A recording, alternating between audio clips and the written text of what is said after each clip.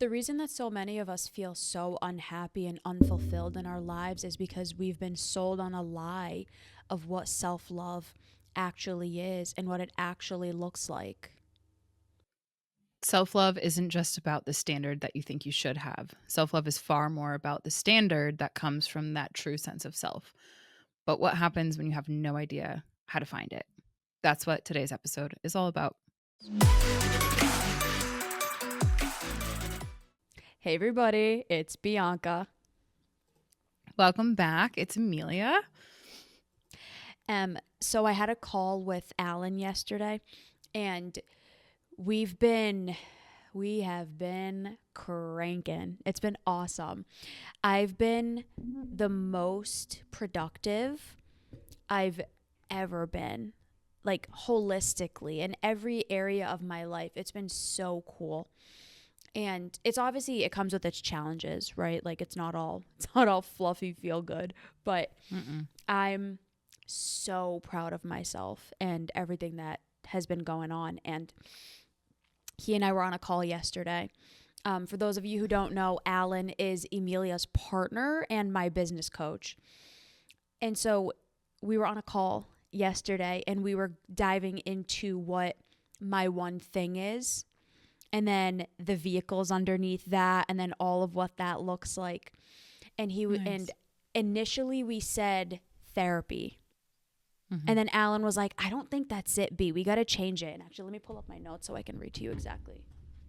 Yeah. What happened. So we initially said therapy, and then we said the vehicles underneath it are therapy, personal development, and fitness.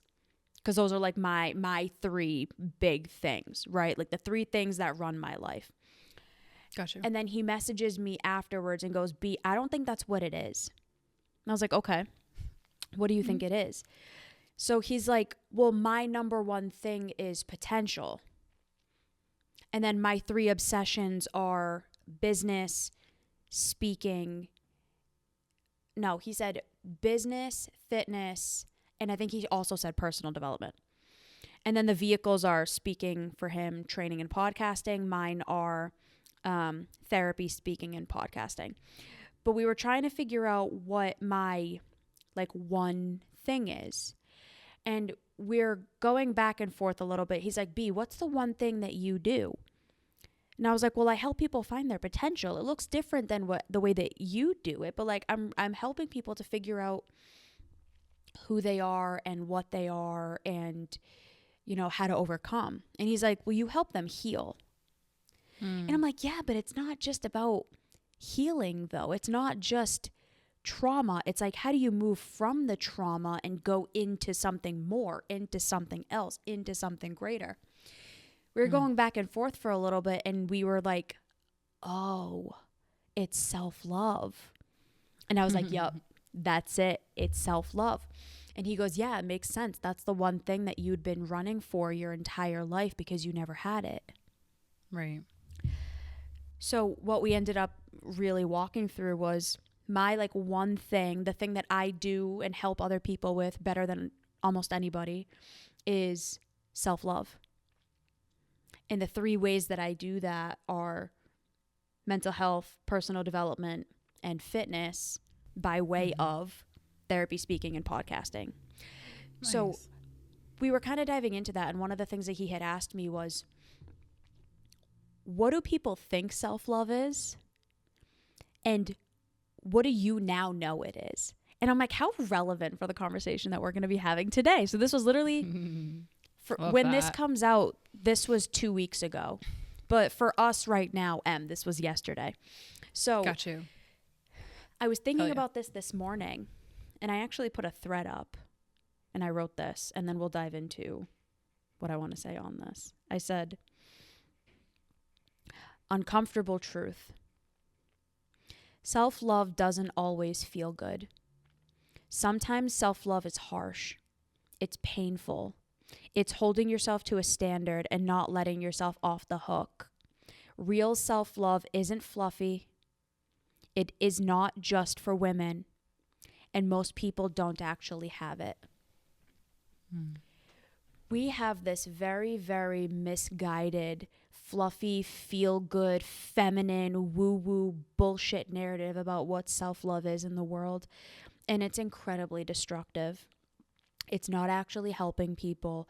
It's not actually helping people, anyone, to really move forward in their life and to become the most incredible and empowered versions of themselves on their own accord.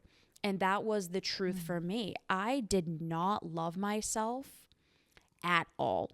I actually vehemently hated myself. Vehemently, that's how you say it. I vehemently hated myself. You never would have known it because I dressed really well and I looked like a badass and I, showed my body off in ways that I shouldn't have. And I looked like I loved myself, but deep down, I hated myself.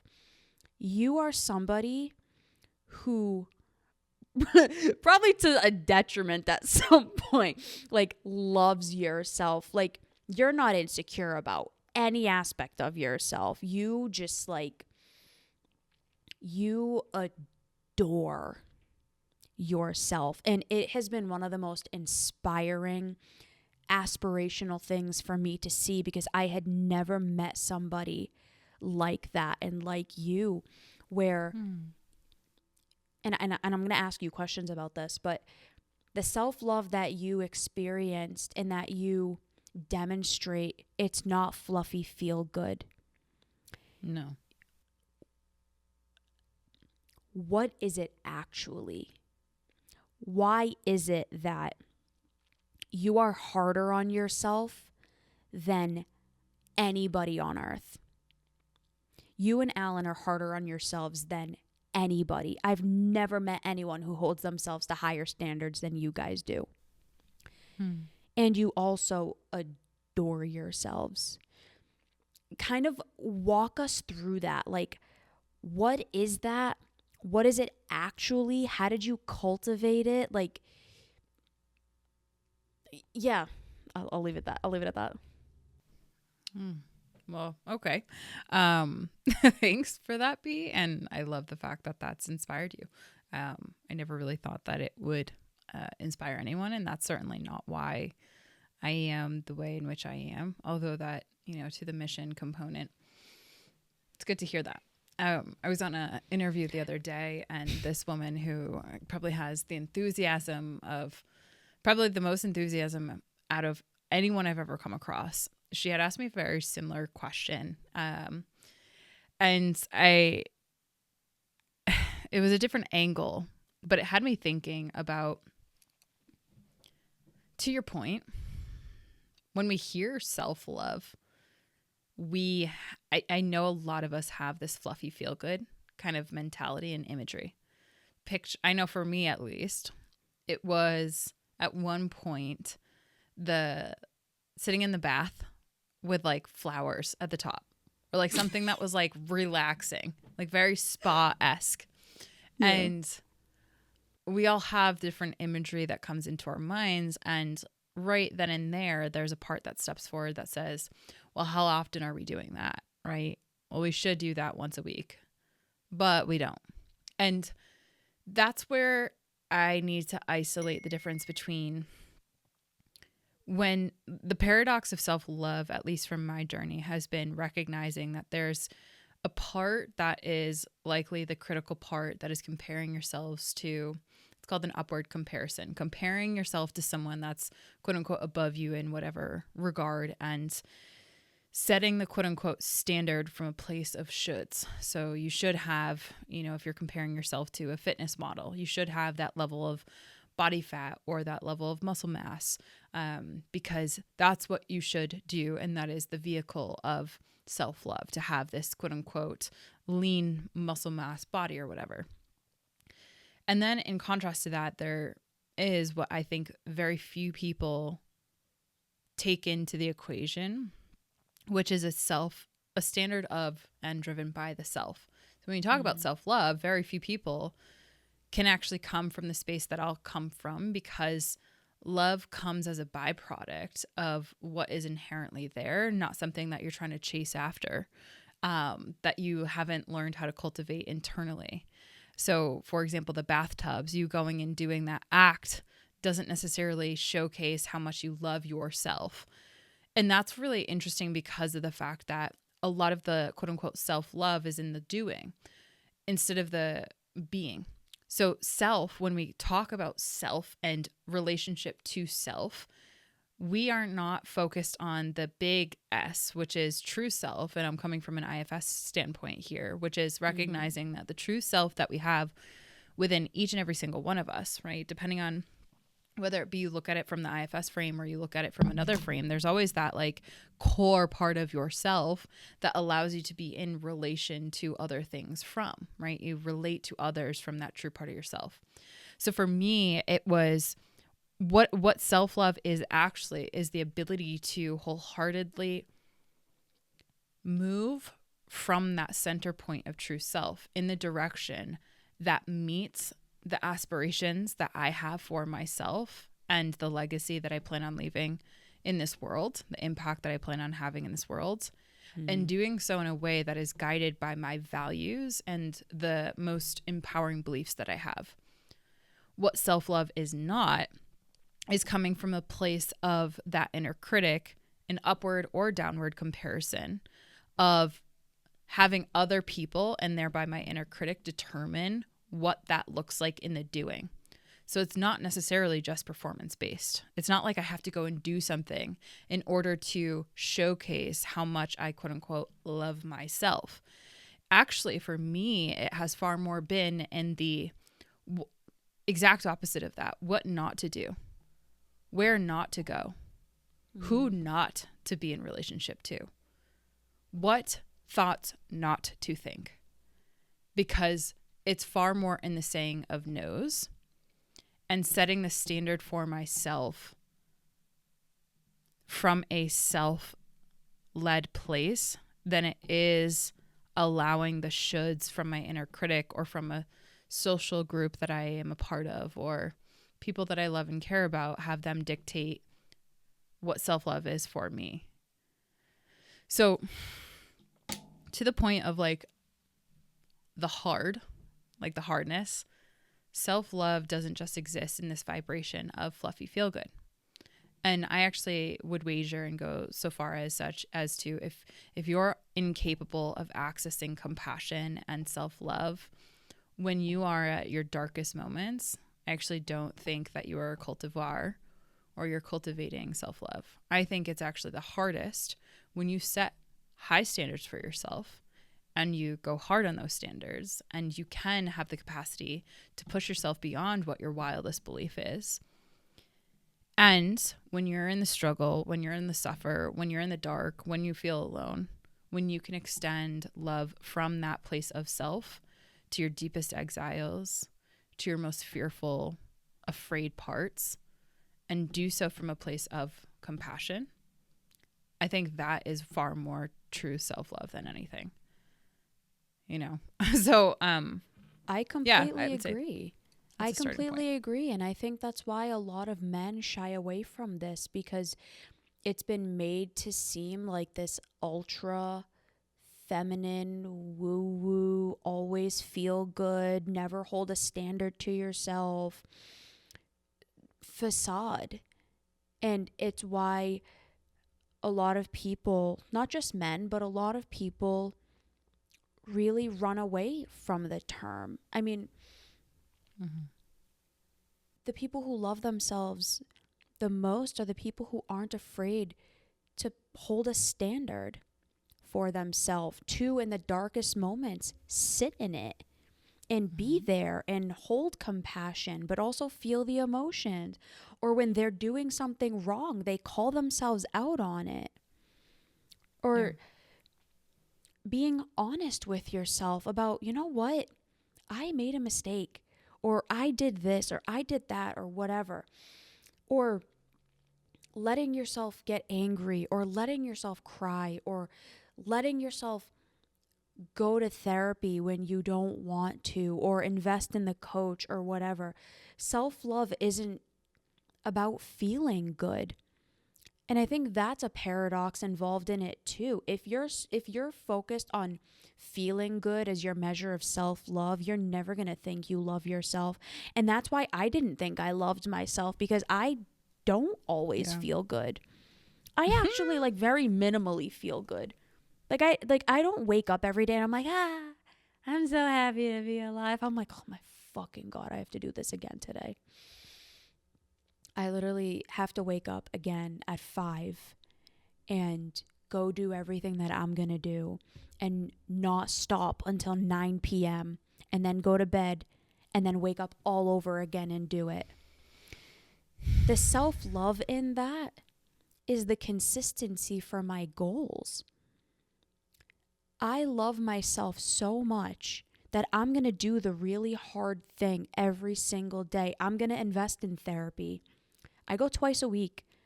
I do coaching 4 times a week. It's nuts. I don't recommend other people do that, but that's what I chose for me. And it's working for me based on my goals and the standards that I have set for myself. Hello, everybody. My name is Derek Smith. I just wanted to come on here and talk about my time at Evolve. It's been nothing short of phenomenal. And I don't say that as somebody just trying to hype up the team or the business or anything like that. No, it's genuine, and like genuinely, I've never been a part of such a group, had people that were so invested in me, being able to keep me accountable and like pushing and really just supporting me for my own growth. And the amount of things that I've been able to help and influence, manage in myself, learn about, and just being a part of this community, all under the guidance of Bianca and Emilia, for me that's just been phenomenal. So my time here has just been very, very blessed. So thank you, Emilia. Thank you, Bianca. You guys rock. All of the things that I do for me are an act of self-love, and no, they don't feel good.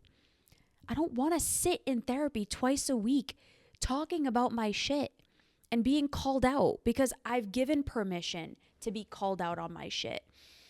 I don't want to sit in coaching and be told all of the places where I'm messing up and how I spoke unintelligently in this, or I didn't show up in that, or I could do this better. That doesn't feel good. Waking up at 5 in the morning and going to the gym doesn't feel good. But what does feel good is the dedication that I have to my true self. Because I've worked on her and I'm still working on her, and I'll spend my whole life working on her and with her and cultivating her and hopefully, attracting other really amazing and abundant people into my life who are doing the same. Real self-love is setting a standard and owning it and sticking with it. But if you're so focused on feeling good, you're never going to do the things that are going to actually get you the real self-love that, to the last episode we did, allows you to finally use your voice, allows you to tell people to go to hell, allows you to the episode before that, to 405, not allow your family or whoever else to trap you because it benefits them. I love myself more than I ever have. I also feel worse than I have in a really long time because I'm doing a lot of hard things. But it's a chosen hard. Because I see myself so highly that is the person that I want to embody, and that's the woman that I want to be. And eventually that's the type of man that I want to attract. A man who loves himself so much he doesn't let himself or me off the hook for shit. And you and Alan have that. The only reason you guys are able to be in the relationship that you're in and do all of the things that you're doing is because you love yourselves so much that you hold yourself to a higher standard than anybody. When nobody's watching, when nobody's there, you are in integrity with yourself. And I actually had a moment the other day. So I went to my cousin. I told you I went to my cousin's graduation party. He got his, I don't know what the degree is called, but he got his degree in dentistry. And I was feeling some type of way, and I've been in a cut for 10, 11 weeks. I don't know how long it's been. It's been a little bit. It's been a couple of months. And I was just hungry.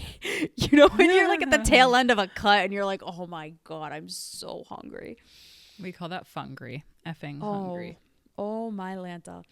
I was so hungry and the food was so good. And I was like, whatever, F it. And ended up eating. I ate, I think like 1,200 calories more than I was supposed to. It was brutal. And I owned it, right? I wasn't deluding myself into believing that I didn't do what I just did. Like, no, I did it. I own it. I did that. Okay. That was me. The next morning, I had to have the conversation with myself. And I was like, okay, B, you can either pretend it didn't happen or acknowledge that it happened, acknowledge it as a slip up, and just eat your calories as normal the next couple of days. And I'm not recommending other people do this. I've been an athlete and a fitness person for half my life now. I'm 30. I started when I was 15. I do not recommend other people do this. Okay, I know how to do this intelligently, so that's why I'm saying this. I'm not suggesting you do it. But I had the conversation with myself. I said I could either just go on as usual, acknowledge that it was a slip up, or I can make up the calories. Nobody would know. Nobody would know. No one's holding me accountable for this cut. No one even really knows I'm doing it. I haven't really been posting about it. So nobody would know. It's not like anyone's going to be negatively impacted if I just go on with my day. Nobody's going to know if I eat that extra cookie. Nobody's going to know if I do this additional thing. And I really had to sit with myself for a couple of minutes. And I was like, what is my honest truth? And I meditated on it for a couple minutes, and true self came out, and it was like, you need to do what you say you're going to do. And you need to get to the end of this cut. And if you didn't hit your goal, you're going to be so upset with yourself, because it's going to be because of choices that you made. And you need to own that. And you need to sit with that and be okay with that. Are you going to be okay with that, knowing that there is a chance that this one slip up could ruin your goal? Mm-hmm. And I was like, fuck no. And so for 3 days, I'm already in a cut. I'm already eating a lot less calories, because the caloric deficit, you eat less calories to lose weight. So I'm already eating very low calories, especially because I'm at the end. And I reduced a couple hundred, it was like 500 extra calories off for 3 days. And I was so hungry and I was so uncomfortable. And I'm so proud of myself.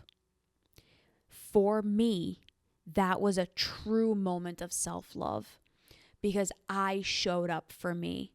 I showed up for my goals.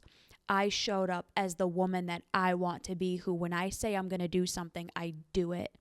And I don't make justifications, not even with myself. I set a standard and I own it, and that's it. And that made me love myself even more, because I said I was going to do it and I did it, and then I self-assigned.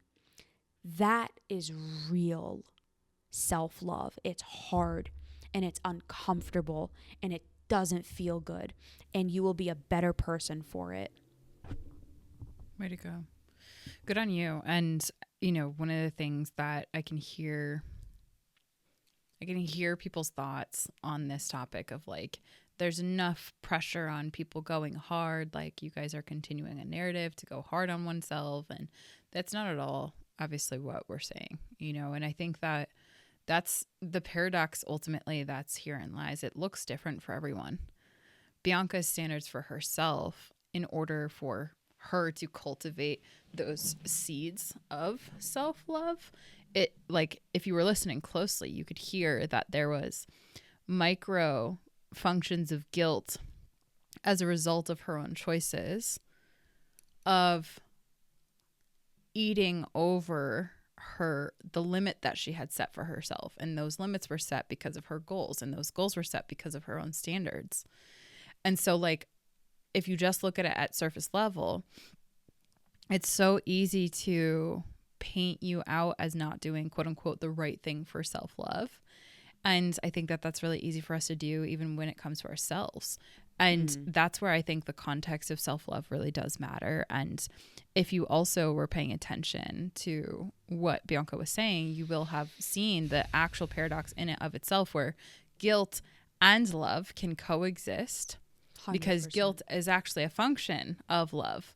Guilt can be a function of love. It doesn't always exist in that form, but Bianca feeling out of integrity with her decisions, that was a guilt came as a moment of, hey, I just broke a promise to myself. And she embraces her own imperfections in that and her own humanness, right? Like, who doesn't want to stuff their face at a graduation party when there's good food? I mean, that's the paradox right there. Like, you're imperfect. We're perfectly imperfect as human beings. And that's so important to recognize, because again, if you can only reach for self-love either or in those dark moments, only in those dark moments, or in the really fluffy, exciting, easy to reach for moments, that's not actual self-love.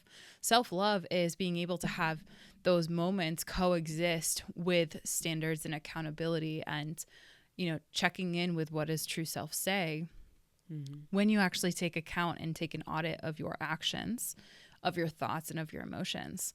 And I find that so few people are willing to actually reflect upon their actions because of the shame that they'll feel as a result of that. They don't want to look in the mirror. They, like, metaphorically, psychologically, emotionally, and actual in real time. And it's because they're letting a shame-based narrative of their inner critic saying that they should do specific things or they should be a specific way, i.e. reaching for external validation to determine the level of love that they should have access to.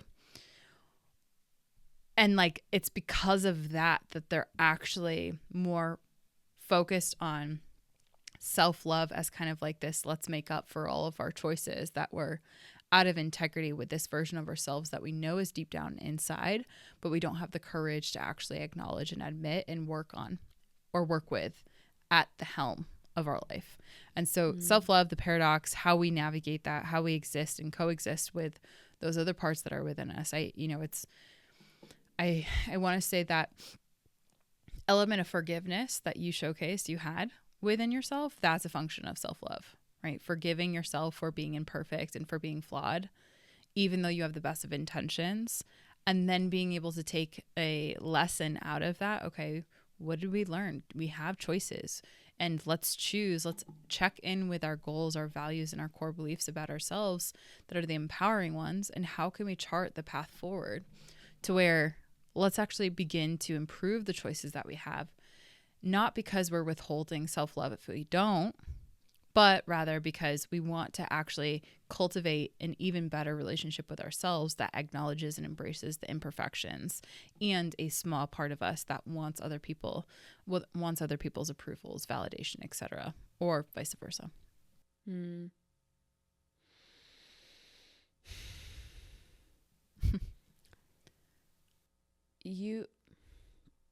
really glad you said that. It's